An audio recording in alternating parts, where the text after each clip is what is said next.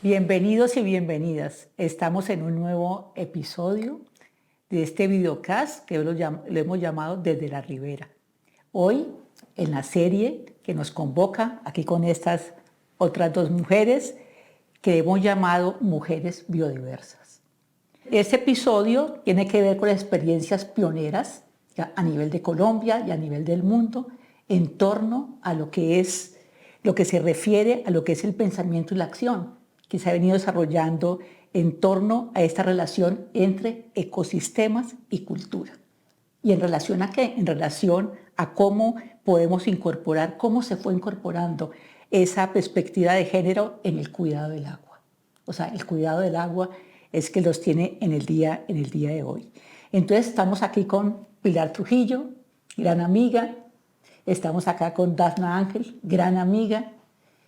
Aprovechando esta venida de Pilar por Cali, que regresó a esos territorios, y aprovechando una escapadita acá de Dafna, de sus quehaceres cotidianos. Entonces queremos arrancar hablando con ellas y haciendo, en este caso, una autopresentación. Y como les decía antes de la reunión, queremos más que decir, bueno, ¿quién soy yo y cuál es mi hoja de vida?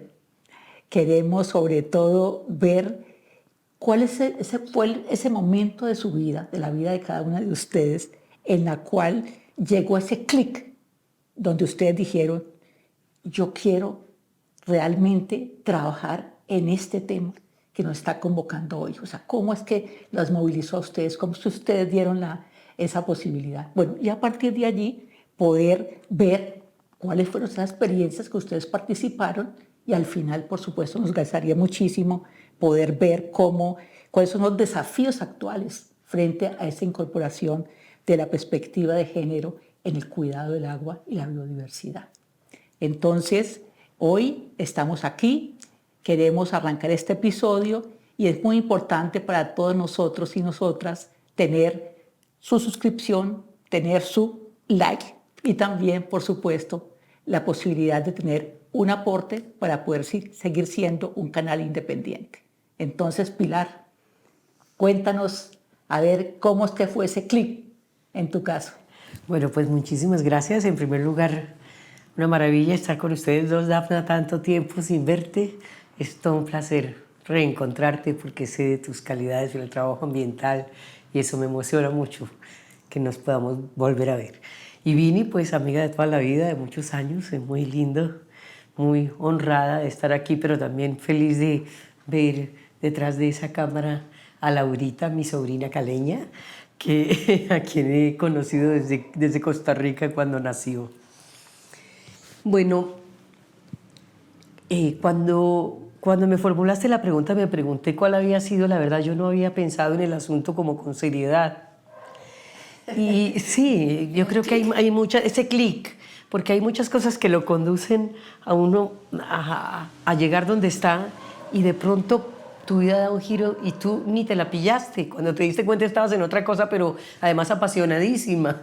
Y eso fue lo que me pasó a mí. Yo, por un accidente, porque me tocó ir a un evento grande en un país que se llama Túnez, y conocí allá un trabajo de mujeres que cuidaban los flamingos rosados. ¿Se acuerdan de los flamingos rosados? Los flamingos rosados, Sí, los flamingos rosados que hay en esta parte del Mediterráneo, Túnez, etc. Y sucede que eran cuidados por una organización que se llamaba ENDA Túnez. Y me pareció muy chévere, fui, visité y me dijeron, pero ¿qué le extraña si hay una ENDA en Colombia? Y cuando regresé, ENDA estaba haciendo un concurso para ver quién iba a dirigir esa organización y yo me presenté sin tener ni idea de qué era medio ambiente. Y los que me entrevistaron eran los de la junta directiva y les conté con la mayor honestidad del mundo y les dije, yo sé dirigir una organización, pero no tengo ni idea de qué es medio ambiente, pero les prometo que aprendo y que estudio y que me vuelvo disciplinada. Porque estabas en los derechos humanos. Porque yo venía y he vuelto desde siempre a la defensa de los derechos humanos. Sí. Y creo que hay que seguir haciéndolo, no solo los derechos humanos, sino los derechos de los seres vivos y los derechos de la naturaleza. Bueno, total que ahí conocí Cuando me vinculé a esa organización, que era una organización que tenía muchas oficinas en el mundo, conocí por primera vez en mi vida una experiencia de mujeres que trabajaban potabilizando agua en jardines infantiles. Bogotá tiene 20 localidades y de esas 20 localidades eran jardines infantiles en 17 localidades. Jardines infantiles de sectores populares con niños y niñas en unas condiciones de pobreza importantes y el agua no era potable.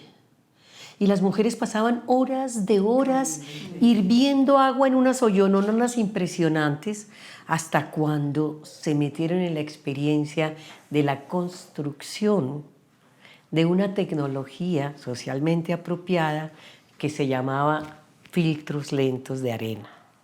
Para mí era desconocido qué diablos era lo de la tecnología socialmente apropiada, y también supe después que no es que era tan socialmente apropiada, que faltaba mucho para construir de verdad una apropiación colectiva de los saberes, pero se lograba potabilizar el agua con esos filtros lentos de arena. Aprendí a hacerlos, aprendí a trabajar en ellos, recorrí las 17 localidades con esas mujeres, aprendí mucho y para mí fue descubrir un mundo que yo jamás me había imaginado que existía, porque soy una mujer urbana, ellas eran mujeres, casi todas venían de la ruralidad y de vidas rurales con enormes dificultades. También me impactó el más importante conflicto que encontré, y fue el desencuentro de los saberes, no el encuentro de saberes que tanto defendemos, el desencuentro de los saberes. Es como si ese saber de las mujeres no importara. Llegaban los técnicos y minimizaban, despreciaban profundamente este saber que estas mujeres habían acumulado en función no solo del sanitarismo, sino de la alimentación y la salud de los niños y niñas de los jardines infantiles. Y los técnicos llegaban a trabajar en los filtros lentos de arena, les parecían poco tecnologizados. Es decir, era una cosa ahí como mirada de segunda, tercera, quinta categoría, y no podían hablar con ellas porque sentían que perdían su autoridad si lo hacían. Y ellas trataban de explicarles que no, que así no era, que en los filtros lentos de arena había que tener en cuenta A, B, C y D, pero ellos tenían la verdad revelada. Ese desencuentro fue también muy importante, o sea, no solo el haber conocido una experiencia en 17 de las 20 localidades de la ciudad de Bogotá, con mujeres con grandes saberes, con una sabiduría extraordinaria, y después el desencuentro tecnológico y el desencuentro de saberes. Y claro, cuando estás en eso te pone de cara a dos hechos fundamentales. Uno primero es cómo existen experiencias completamente desconocidas, por una parte. Desconocidas por el ambientalismo, desconocidas por el mundo que nos rodea, que se preocupa tanto de los ecosistemas, de los hábitats, etc. Pero ese universo es soterrado, es desconocido y es valiosísimo. Y la otra parte es cómo parecería que hubiera castas en el terreno del conocimiento. Y eso, les confieso, para recoger una palabra de un amigo que me dijo hoy, eso me indignaba.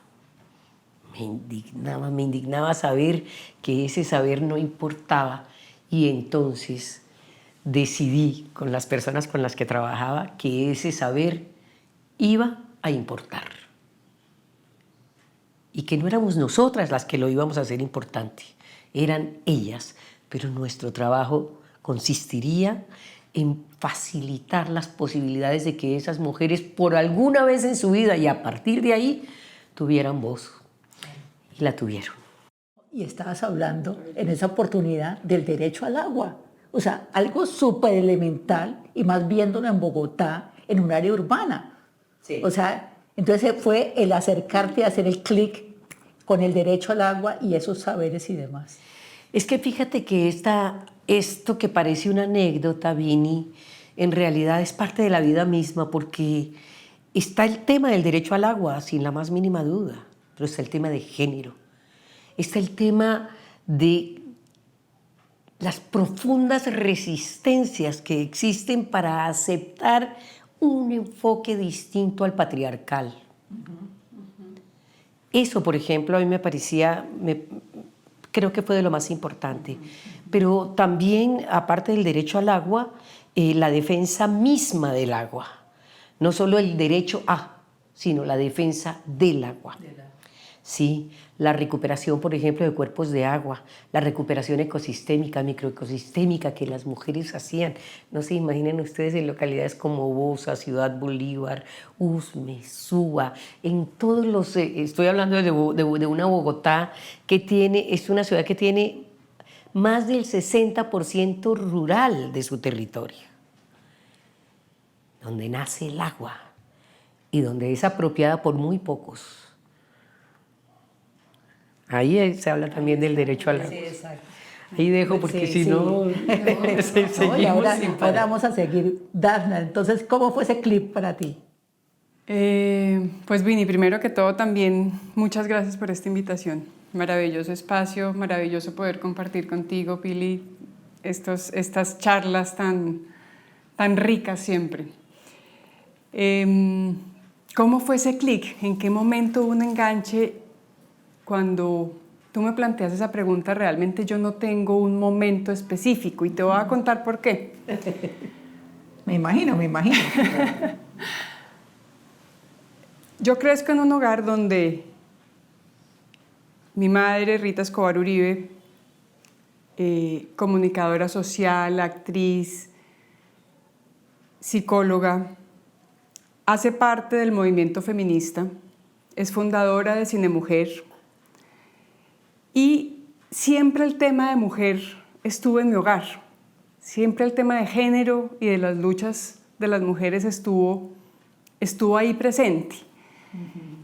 Y por otro lado mi padre, Augusto Ángel Maya, que venía de toda una formación desde el humanismo, desde distintas ciencias sociales. Filósofo, ¿no? Filósofo, historiador. Y cuando yo tengo más o menos unos 4 años, 5 años, que él está trabajando en el Inderena, él empieza a trabajar en el Inderena y empieza a meterse en el tema ambiental, empieza a hacer toda esa mezcolanza de ideas, de distintas posiciones en ese seno en el cual estaba creciendo. ¿Y ahí tenías cuántos años en ese momento? Desde los 5 años. En Inderena tenía 5 años cuando Sí. Inderena. No, imagínate. Sí. Entonces hay, digamos, como una pasión por la vida y una pasión por las luchas ambientales y por las luchas del feminismo desde la base, digamos, de mi educación. Entonces, más que un momento específico, ha sido cómo ha surgido y cómo eso ha tomado un rumbo determinado a lo largo de mi vida. Y cómo lo has sido tú misma decantando. Exacto, cómo finalmente yo encuentro mi camino dentro de eso, donde estando muy cerca siempre a todas las grupos feministas, etcétera, finalmente tampoco nunca me consideré yo, fui una activista de esos grupos feministas, y donde escojo yo cuando empiezo a estudiar en la universidad, escojo ser bióloga, y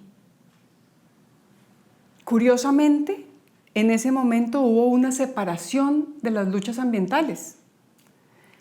¿Por qué? Porque la biología que se enseña en las universidades es una biología totalmente, lo era en mi época, ha cambiado mucho, sí. Era una biología totalmente aislada del pensamiento ambiental. Eso ha cambiado enormemente, pero era una biología darwinista, donde te enseñaban era a clasificar especies. Importantísimo como base de los fundamentos del pensamiento ambiental, pero no trascendía al pensamiento ambiental, no incluía al hombre en la enseñanza. Entonces, ¿cómo he ido yo encontrando esa unión de distintas cosas, pero desde esas bases también muy desde el hogar? Increíble, claro. O sea, ha sido un decantar de parte de Dafna de esa vivencia, pero luego confrontarlo, digamos, en la universidad. Claro que sí. Confrontarlo en la universidad. Sí, qué chévere, Dafna. Bueno, yo pues no quisiera pues dejarme por de lado, porque también en mi caso, como decía Dafna ahora, ese encuentro, incluso dentro de este podcast y del trabajo que hemos venido haciendo, digamos, aquí en Cali y en la región, en torno a lo que es involucrar, digamos, la perspectiva de género, también para mí, digamos, como ambientalista, ha sido algo muy importante ese encuentro con las feministas.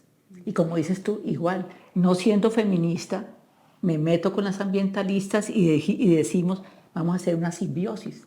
Y lo más interesante es que siempre cuando decimos cómo es la simbiosis, lo que planteamos es que hasta qué punto el ambientalismo le da al feminismo el territorio. ¿Sí? O sea, ya no solamente son los derechos humanos vistos en forma general, sino desde los ecosistemas en el cual viven los derechos humanos, que viven, digamos, las personas y que son diferentes unos de otros, ¿no?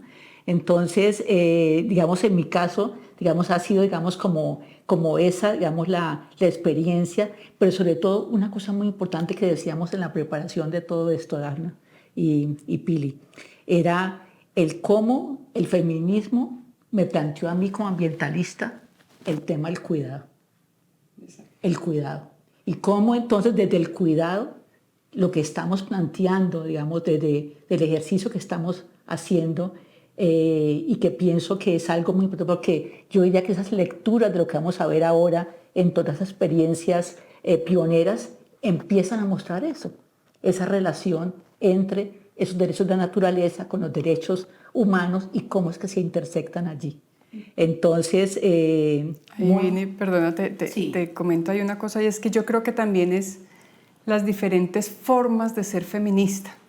Y yo creo que muchas ambientalistas hemos encontrado una forma de acercarnos al movimiento feminista desde una mirada distinta también, desde una mirada propia, y desde el feminismo no es uno, ¿no es cierto? El feminismo es múltiple, y cómo estamos encontrando también un camino propio de andar en esas luchas que finalmente somos feministas, claro, en una lucha muy particular y en una forma muy particular de algunas de nosotras. Sí. Pero... ¿No? Y yo diría, digamos, para terminar, digamos, como este primer momento, es también desde mi experiencia, digamos, en esa relación entre feminista y ambientalista, algo muy importante. Hemos estado hablando de la importancia de construir sociedades del cuidado. O sea, cómo esa, digamos, debe ser, digamos, como algo muy importante, digamos, muy importante a construir. Y esos desafíos que tenemos, digamos, que vamos a ver más adelante, digamos, aquí en nuestra charla. Entonces, pues quisiera ahora que habláramos un poco más de cuáles son, además de lo que ya hemos hablado, lo que consideramos las primeras pioneras que nos empezaron a mostrar esa relación entre los ecosistemas y la cultura, porque es eso, y cómo empezó a abrirse ese espacio, como decía Pilar al comienzo, de cómo empezó realmente a entrar, digamos, la perspectiva de género y el rol de las mujeres en el cuidado del agua y la biodiversidad. Quisiera retomar algo de lo que habías dicho, Vini, antes, y tiene que ver con tu padre. Yo creo que cuando nos metemos en este camino, encontramos aportes extraordinarios que nos sacuden. Y yo creo que Gustavo Ángel Maya nos sacudió. Y nos sacudió justamente porque fue capaz de hablar de ecosistema y cultura de una manera tal que nos mostró que si algo nos había afectado profundamente, no solo desde la filosofía, desde luego, sino desde la vida misma, era la fragmentación misma del conocimiento. ¿Y por qué traigo eso en este momento en particular? Porque yo encontré, Dafna y Vini, un desencuentro profundo entre los diversos saberes. Yo tuve la experiencia de trabajar en Bogotá en un proyecto que era bisagra entre la Secretaría de Hábitat, la Secretaría de Ambiente y la creación, yo hice parte de eso, de la Secretaría Distrital de las Mujeres. Entonces eran 3 vertientes y ninguna conocía a la otra. Los ambientalistas estaban convencidos de que el tema de género no era importante. Los señores y señoras de Hábitat estaban convencidos de que hablar de género e introducir los saberes de las mujeres o introducir la vida misma de la construcción de un mundo más equitativo, más respetuoso, etcétera, etcétera, que eso era un asunto de ampliarle las cocinas a las mujeres, porque ellos finalmente habían reducido la noción de hábitat a la vivienda, creían que la vivienda era el hábitat. Es más, ni siquiera hablaban del ambiente, no. A los señores y las señoras de Hábitat no les cabía que tenía algún vínculo el hábitat con el ambiente y viceversa. Entorno. Las personas que trabajaban en la Secretaría de Ambiente no sabían lo que hacía la Secretaría de Hábitat. Y por supuesto nace la Secretaría Distrital de las Mujeres y no sabía ni para dónde agarrar. Digo, pues con todo el respeto del mundo, ni para dónde agarrar en este sentido, digamos, de esta intersección de esos saberes. Yo pienso que ha habido quienes han ayudado muchísimo en este trasegar el pensamiento de quienes nos apoyaron, que nos dijeron no es posible seguir con el positivismo como único camino del conocimiento. ¿Sí? Tenemos que meternos en el universo del pensamiento complejo. Se nos empieza a enseñar el Ecofondo como organización dedicada a la educación de la gente a partir del pensamiento complejo, a partir de unas miradas integrales y comprender, por ejemplo, que este tema del cuidado, y fíjate lo que tú decías, Vini, este tema del cuidado no era solamente la ética del cuidado que está reducida a cómo, en muchas ocasiones, a cómo es que nosotras las mujeres hemos nacido en función del cuidado, que no ha sido así, desde luego, cómo romper la idea de que nosotras hemos nacido para el cuidado y cómo mostrar que el cuidado también es un tema de los hombres de todo el mundo.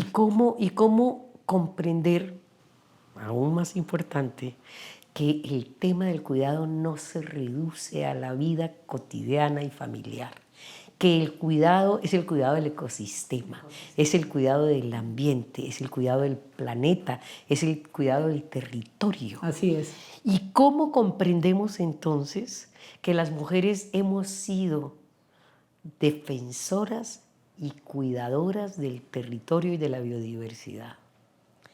Eso a mí me parece que es el sustrato de todo este debate, de todo este aprendizaje. Y lamento decir que yo siento que estamos todavía muy crudos y crudas en este asunto realmente.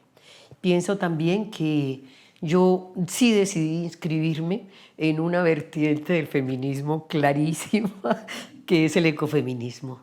Tuve la oportunidad de estudiar en España con Yayo Herrero y escucharla y aprenderle y saber qué significaba esto, pero ella también con esa disponibilidad extraordinaria de conocer lo que pasaba en América Latina y hablar con Rita Segato, que es la cosa más apasionante pues, que puede haber, pero también hablar con otro conjunto de mujeres que estaban justamente en esa búsqueda de la complejidad y de la comprensión acerca de que los feminismos no pueden divorciarse del ambientalismo y que en términos generales las corrientes de pensamiento deben romper.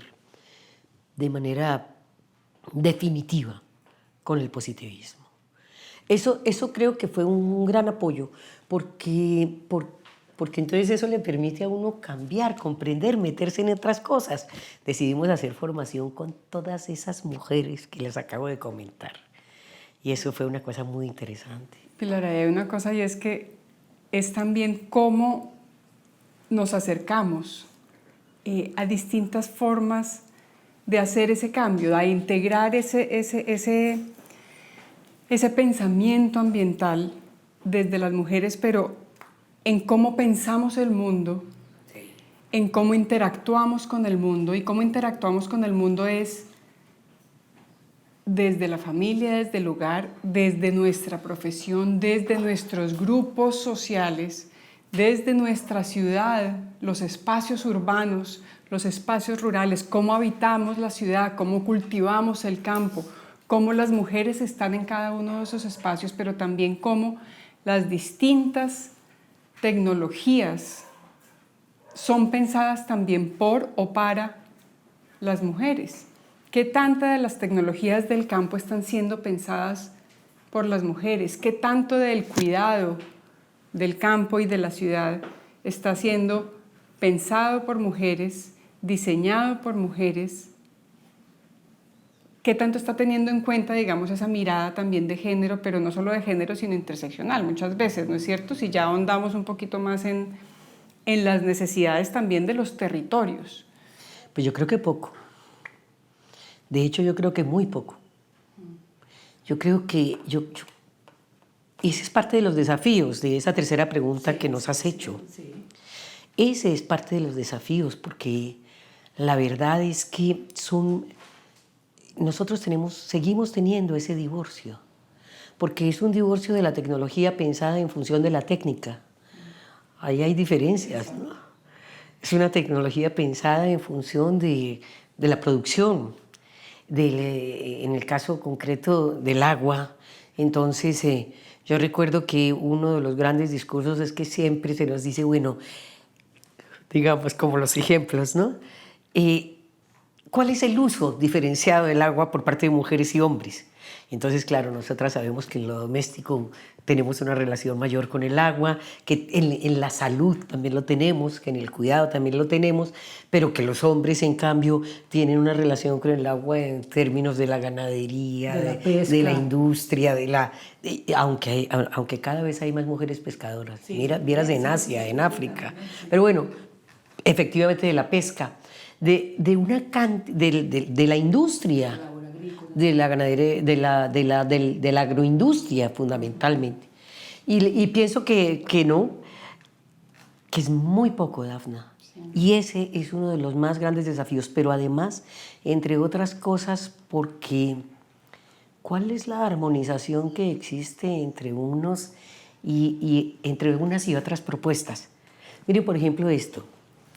¿Cómo se hace para que se pueda comprender que las normatividades en relación con el agua son completamente desarmónicas o inarmónicas, yo no sé cómo sería la palabra, y en el orden local, en el orden regional, en el orden nacional?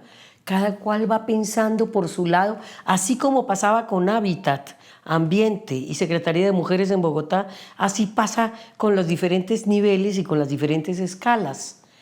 Seguimos con el divorcio, seguimos con ese divorcio que no permite que tengamos miradas integrales. Sin embargo, nosotras las mujeres nos paramos en el mundo desde miradas mucho más integrales. Yo estoy muy convencida de eso. Y tratamos de hacerlo, pero pues no lo hemos logrado, pero vamos lográndolo.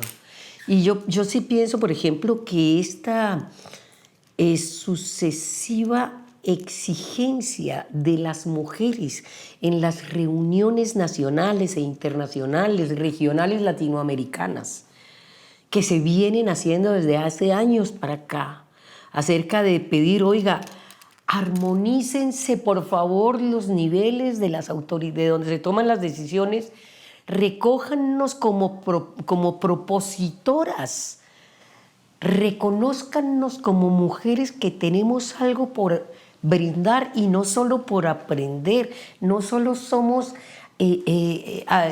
aprendices, también podemos ser enseñantes, digamos, si se quiere.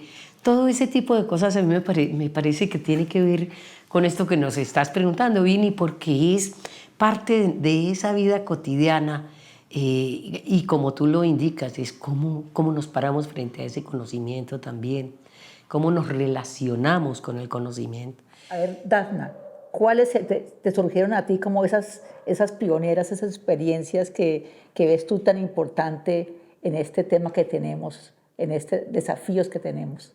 Yo creo que hay un montón de experiencias bonitas, interesantísimas desde lo local, y les encuentro como un común denominador. Y es que en casi todas ellas son experiencias en las que la mujer ha pasado de ser una beneficiaria, ¿no es cierto?, de ser quien recibe el conocimiento, quien recibe cosas, a ser un actor que decide, que define, ¿no es cierto? Y hay muchísimas experiencias muy lindas de unas luchas políticas también muy interesantes, muchas de ellas, me parece a mí, hay, por ejemplo, las mujeres defensoras por el agua y la vida en Hidroituango, ¿no es cierto? Una gran represa con hidroeléctrica, digamos, para quienes no conocen el tema, donde las mujeres se han organizado en torno a defender la vida y defender el derecho al agua en los territorios que han sido afectados. Y esto pues obviamente en Brasil también, ¿no es cierto? Todos y tenemos la sentencia del río Cauca. Vivos. Exacto, del río sujeto de derechos, ¿no? Los ríos sujetos de derechos. Y yo pienso que las mujeres ahí han tenido un papel muy importante también como parte activa de esas proposiciones, ¿no es cierto? Grupos organizados de mujeres en algunos casos y en otros casos simplemente la participación de muchas de las mujeres en esos grupos diversos para sacar adelante esas luchas ambientales me parece que ha sido muy importante.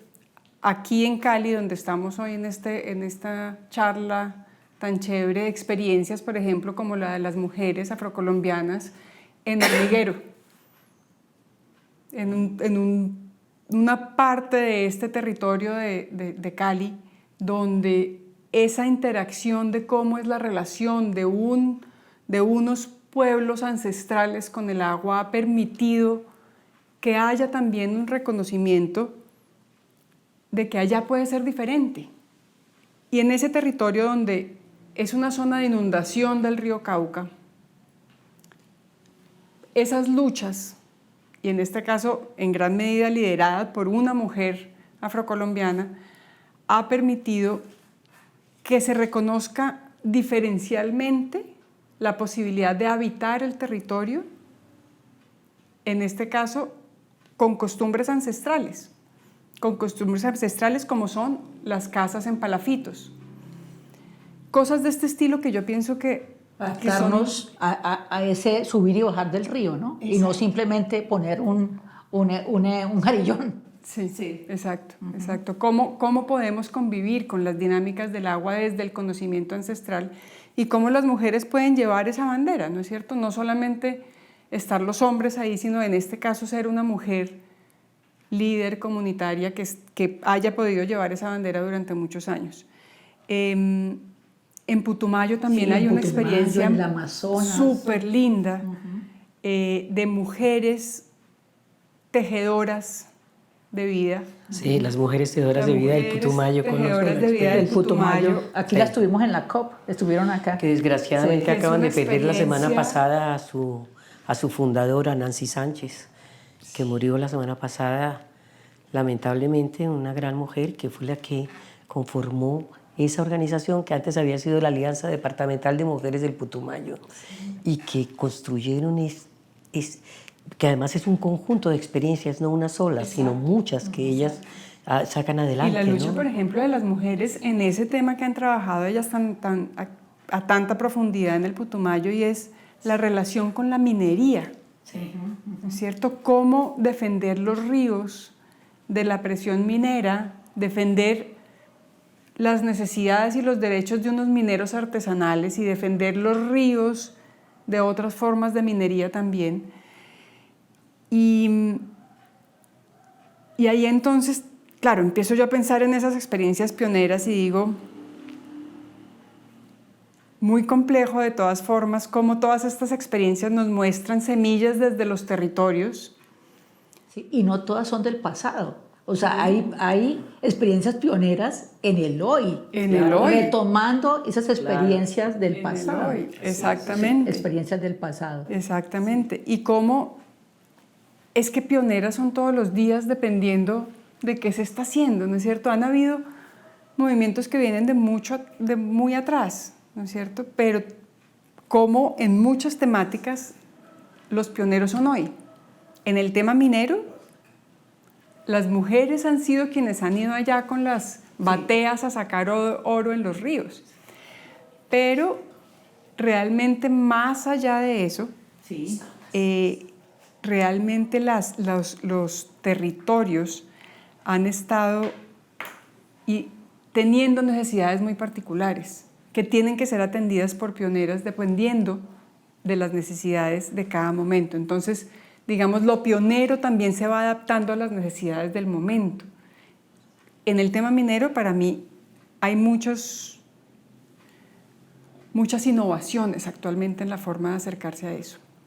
Y a lo que iba ahora cuando te estaba comentando esto de la minería es, yo pienso que hay un link también muy interesante, una unión muy interesante con cómo nos relacionamos como mujeres con ese ecosistema y cultura y con esa cultura actual, con esa cultura que está basada en un modelo económico que también nos impone como mujeres unas circunstancias y cómo nuestras luchas se enfrentan también a un modelo económico, en la ética, cómo la ética en lo femenino ha cambiado también la forma de relacionarse con lo ambiental, cómo la estética y cómo las luchas en ciudades, por ejemplo, como Cali, que han sido tan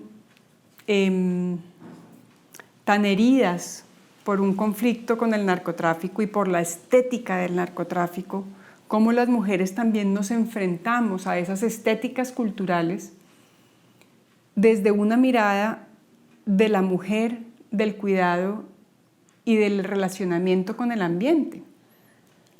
Cómo volvemos a un relacionarnos con los territorios mucho más armónicamente. ¿Qué significa estar llenas de oro? ¿Qué significa las exigencias estéticas donde la gente quiere ir y tener una casa de recreo en el campo con una pradera verde y hay que quitar el monte porque no es estético? ¿Qué significa para las mujeres cuidar una huerta, tener diversidad? ¿Cómo es ese relacionamiento con nuestro territorio, con nuestro cuerpo, con nuestra forma de ser y de actuar en un mundo realmente tan empujado por un modelo en el cual es difícil, hay veces? Sí, y increíble, digamos, ese movimiento, digamos, aquí en Cali, digamos, y a nivel nacional, de volver a la tierra. O sea, el tema de las huertas, el tema de que es importante, de que exista la posibilidad de tener agricultura de pan coger, así sea un área protegida, porque es muy importante, digamos, que lo haya allá. Yo sobre eso, pues, quería anotar algo que me parece fundamental como para verla y rematar en el tema de los desafíos. Les contaba ahora que, y lo decía Pilar, o sea, una cosa que es súper importante y es qué importante en este momento que requerimos las mujeres que haya ese reconocimiento.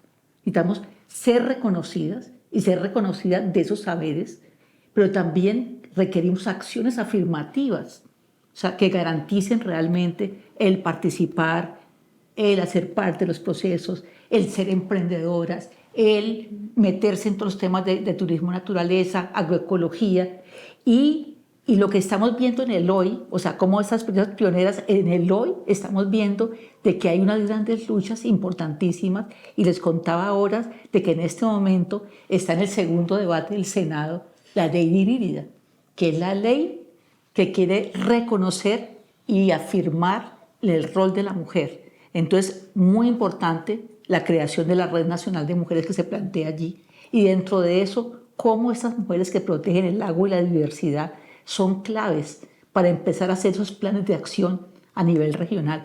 Y importantísimo lo que decían ustedes ahora en relación a esa relación entre ecosistemas y cultura, porque es que ya estamos hablando de territorios bioculturales.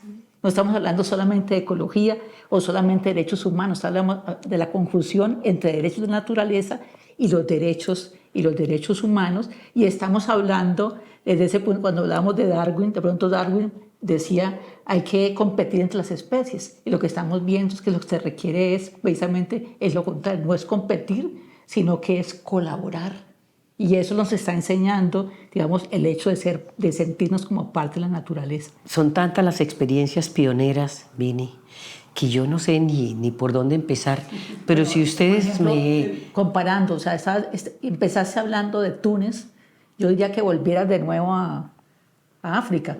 O sea, o sea, esa experiencia ya, porque si estamos hablando de esa relación con el agua precisamente, y lo que viste tú en Túnez como tu primera, como el chip, o sea, ¿qué se está dando allá? O sea, ¿qué podemos realmente aprender de esas experiencias pioneras que de allá se están realizando?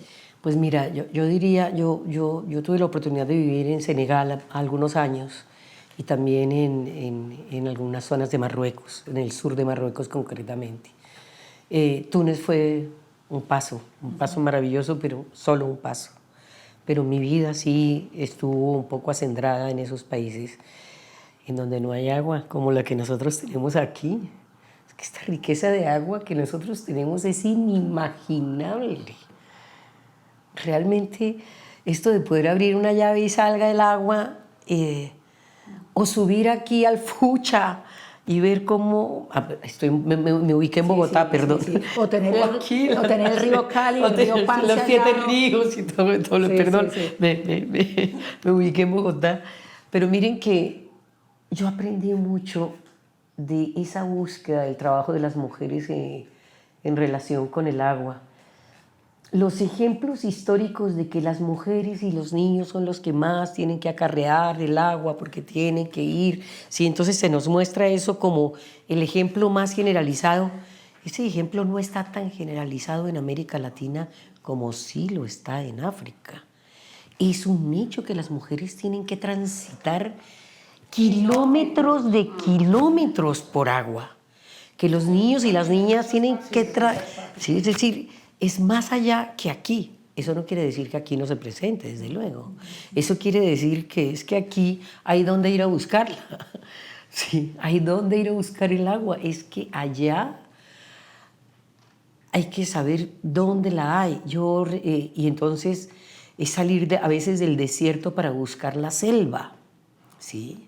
Para buscar las áreas selváticas donde hay agua. Hay mucha formación sobre el agua, Vini, en África que yo sepa.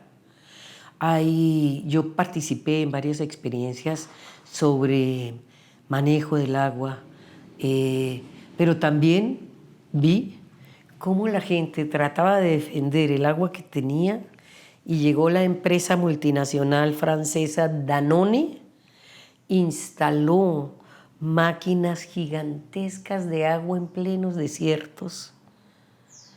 Y no había agua para la gente, sino para obtener el agua del manto freático y llevársela. Esas fueron luchas que hicieron mujeres y hombres africanos para defender su agua. Estoy hablando de los años 90. Y lograron sacar a la Danone, que fue una de las luchas, es decir, muy importantes que se hizo. Pero pienso que lo más importante de las experiencias pioneras está en la educación. Está en un tema que tiene mucho que ver con ecosistema y cultura. Por eso les preguntaba hace un ratico sobre los corderos o los qué, ¿cómo fue que te dije? Sí, las ovejas. Las ovejas. un ejemplo. En el sur de Marruecos hay una zona, hay una ciudad muy grande que es el Hollywood de África, que se llama Ouarzazate. Pero abajo de Ouarzazate empieza este desierto en donde, ustedes recuerdan esas imágenes desérticas, en donde el piso está completamente cuarteado. Sí. Bueno. Y mujeres que llevaban sus ovejas o sus allá, y entonces les decían las autoridades locales: ¿y ustedes por qué llevan esas ovejas allá? ¿Qué está pasando? ¿Qué quieren que coman? ¿Arena o qué es? ¿Cómo es esta historia? Y ellas llevaban sus ovejas y las transportaban por muchos kilómetros. ¿Y cómo les parece que se prohibió por completo y que les avisaron que iban a matar a las ovejas si seguían llevando las ovejas? Y había un grupo de biólogos, y hay que rescatar la importancia de la biología como tú lo hacías hace un ratico. Hubo un grupo de biólogos que dijo: pero por algo estas mujeres están llevando todo ese mundo de ovejas a una zona desértica cuarteada. Tiene que haber alguna razón. Lo que encontraron es que las ovejas traen el agua, que se paraban sobre esas zonas desérticas, que sus pasos movían las arenas ya gruesas completamente. ¿Cómo se llamaría eso cuando están la palabra no es apelmazadas con toda seguridad, pero bueno, como sea, ustedes me entienden, ¿verdad? ¿Y cómo les parece? Antes era rígido. Que era completamente rígido. Sí. Y que esos pasos y esas pisadas de centenares de ovejas estaban moviendo esos pequeños ecosistemas en donde había arbustos de argán, que hoy es tan famoso, todo el mundo compra aceite de argán, ¿cómo es? Perfume de argán. En aquel entonces no. Ellas lo que querían era recuperar esos ecosistemas de argán, pero llevaban además sus ovejas porque las ovejas encontraban los puntos de agua.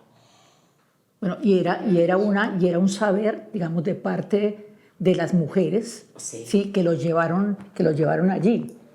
Por siglos sacaban el agua. Exactamente. Por siglos llevaban el agua. Que se retomó. Y eso simplemente era desconocido.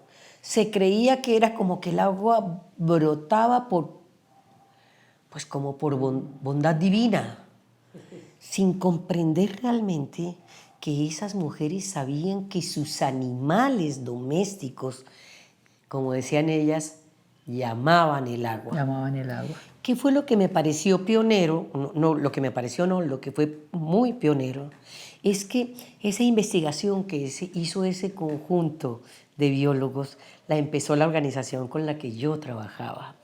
Y como esa organización tenía sedes en varios países africanos, la experiencia se difundió.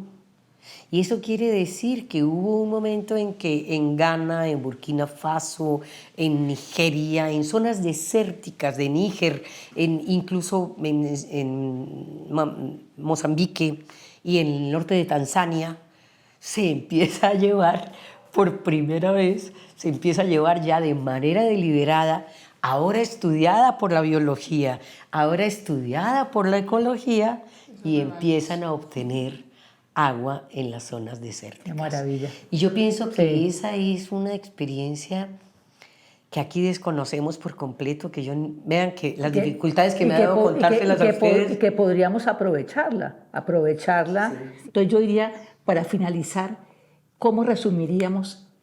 Son dos desafíos que vemos que tendríamos, digamos, en el hoy, en torno a integrar esa perspectiva de género y el rol de las mujeres en el cuidado del agua y la biodiversidad. ¿Cómo lo ven ustedes? Yo creo que la pusiste dificilísima. Tú habías dicho una, digamos, hablando de ese gran desafío. O sea, decías la educación. Es uno de esos grandes desafíos. Pero es que sucede que yo, me disculpa porque y lo hice, pero es que quería ver mis notas. O sea, tu celular lo viste era porque estabas viendo tus notas. Estaba viendo mis notas, pero es que estaba viendo mis notas por una razón. Porque un grupo de mujeres que estuvo reunido aquí en Cali me mandó un pequeño documento del cual yo resumí algo en lo que ellas hicieron un pronunciamiento político del segundo encuentro de mujeres defensoras de la vida y del territorio en Cali, en el marco de la COP. Y ellas señalaron, hicieron de paso me echaron muchas flores sobre tu aporte, Vini. Estaban agradecidísimas, decían que había sido maravilloso que tú las hubieras podido ayudar. Y me decían lo siguiente, ellas hicieron una especie de diagnóstico a propósito de lo que tú estabas señalando, Dafna, sobre cuáles son los más importantes conflictos de orden ambiental hoy por hoy, que no son los conflictos ambientales del pasado, pero sobre los cuales hay un tema del agua en los cuales no se ha podido avanzar, no se sabe. Son desafíos que ellas mencionaban y yo retomé algunos que se siguen extendiendo los monocultivos. Es decir, todos son en relación con el agua, ¿no? Sí, obviamente. Sí. Todo el impacto de este tipo de fenómenos que se están exacerbando en vez de retroceder sobre el agua. Sí. La ganadería extensiva e intensiva, la deforestación y el cultivo de árboles para uso industrial. Algo que consideran brutal, el turismo depredador. La expansión de la frontera agropecuaria, el uso desmedido de agroquímicos. Por supuesto que nosotros conocemos este tipo de cosas que se han venido desde hace, no sé, décadas denunciando, ¿verdad? La contaminación por residuos sólidos, la cacería ilegal, los cultivos de uso ilícito, la extracción de metales, minerales, combustibles fósiles y minería ilegal. Y ellas decían, esos son los conflictos que nosotras encontramos donde estamos, que no son los que están en los libros, que son realidad para nuestros hijos, para nuestra vida, que los estamos viviendo. La gente habla mucho de estos conflictos, decían ellas, pero estos conflictos nos están afectando y no tenemos una orientación de cómo confrontarlos, porque no logramos ponernos de acuerdo. La coordinación entre las múltiples posibilidades organizativas para enfrentar esto es un desafío para nosotras, decían. ¿Cómo se hace para que los ambientalistas comprendan que nos deben dar una mano porque ya se las hemos pedido, pero las preocupaciones que tiene el ambientalismo hoy por hoy son distintas, claro, referidas al cambio climático desde luego, pero estas que me señalaban son las que nosotras estamos viviendo en Buenaventura, en Tumaco, en Quibdó, en donde sea, en Boyacá, en el Huila. A mí me llamó mucho la atención esto por parte de ellas, porque son mujeres que vienen trabajando con docentes, y los docentes y las docentes han venido apoyándolos, es decir, ellas se han venido apoyando en sectores de FECODE, cosa que me parece bastante interesante, y apoyándose en docentes que les pueden más o menos orientar cómo enfrentar estos desafíos. Con esto lo que quiero terminar diciendo es, yo encontré que estos desafíos de esta magnitud enorme no han sido abordados pensando en las mujeres. No han sido abordados preguntándose cuál puede ser el aporte de las mujeres. Cómo hay que reconocer esas preocupaciones más allá de su simple enunciado.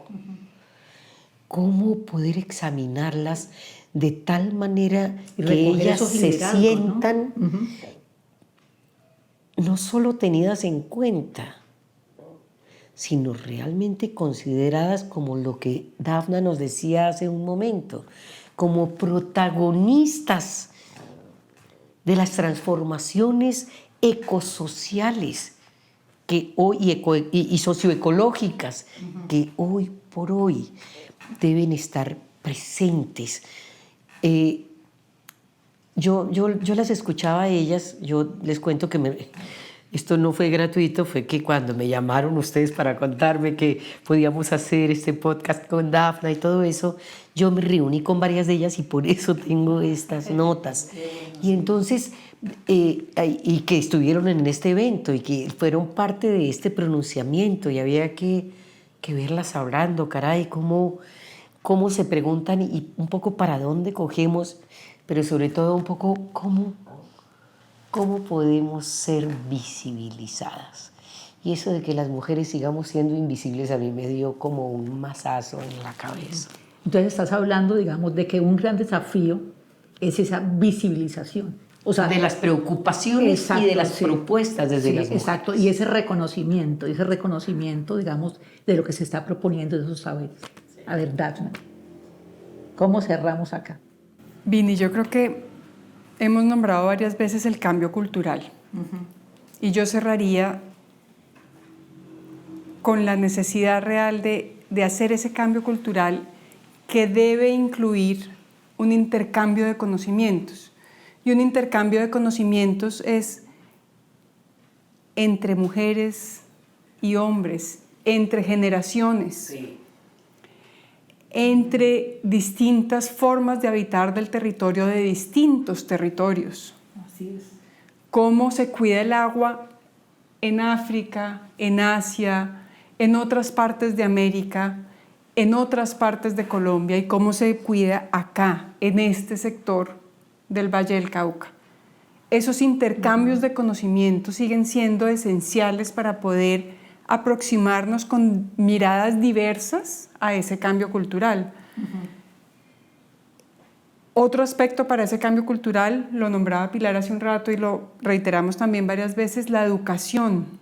Y la educación no estamos hablando solamente de la educación en niños y jóvenes, estamos hablando de la educación en distintos niveles, en la educación para realmente entender las necesidades que tenemos de transformar la cultura desde sus bases, desde sus raíces, desde lo que son nuestros símbolos, desde lo que son nuestra visión y nuestros deseos de hacia dónde queremos ir como personas, como sociedad.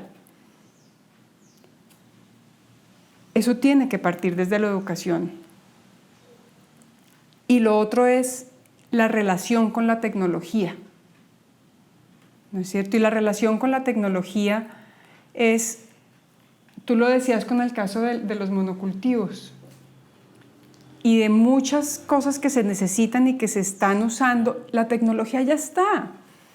Es que el conocimiento es enorme en formas tecnológicas de habitar, de utilizar, y estamos haciendo tecnología desde un molino que yo hago a mano hasta las cosas más sofisticadas de inteligencia artificial.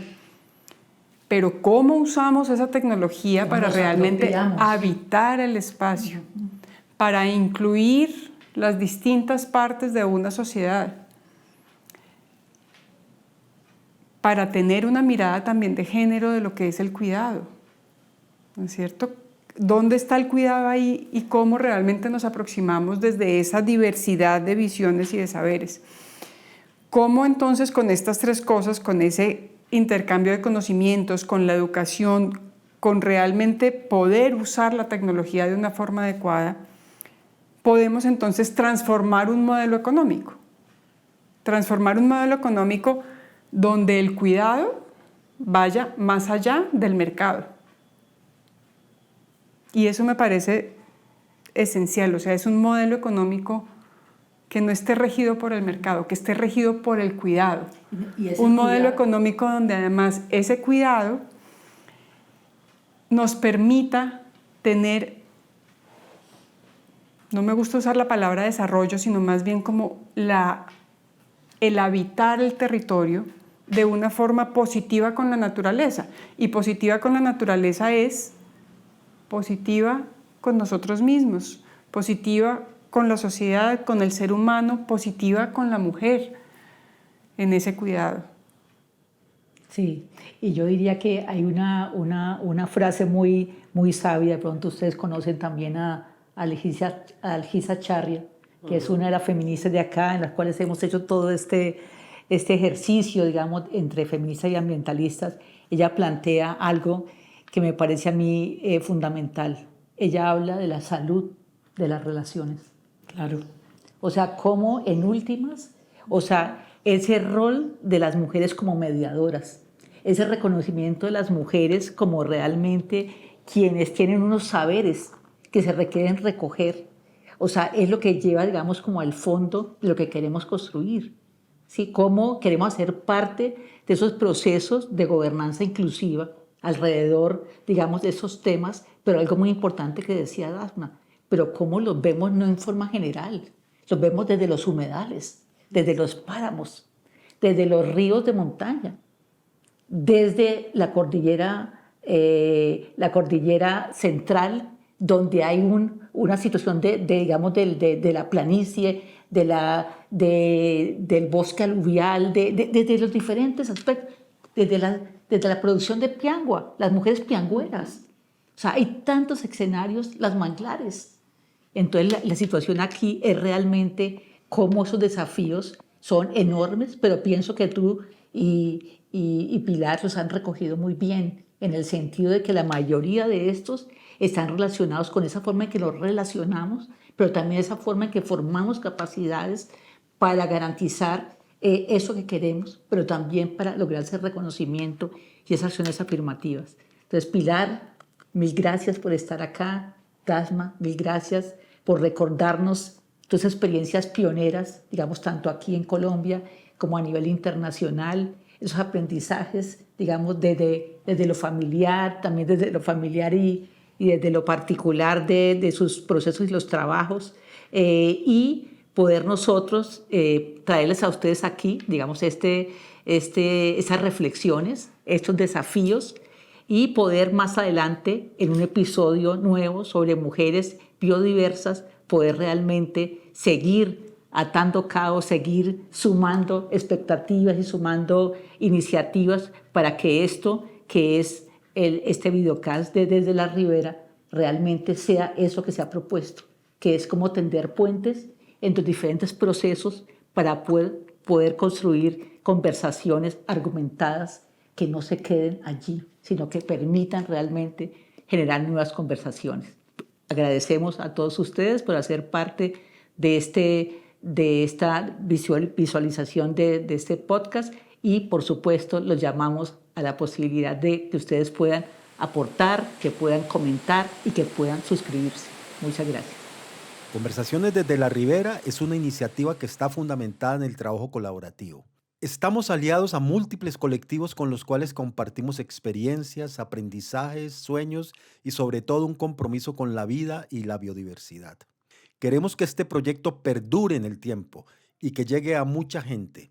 Apóyanos suscribiéndote a nuestro canal y también con una donación. Cualquier aporte, por pequeño que sea, nos ayudará a cubrir los costos de investigación, producción y difusión y a mantener la independencia de este espacio. Puedes hacer tu contribución a través de este link de Mercado Pago que ofrece distintas opciones para hacerlo. Contamos contigo para multiplicar estas conversaciones y para que ellas contribuyan a construir los puentes necesarios entre las distintas riberas de pensamiento.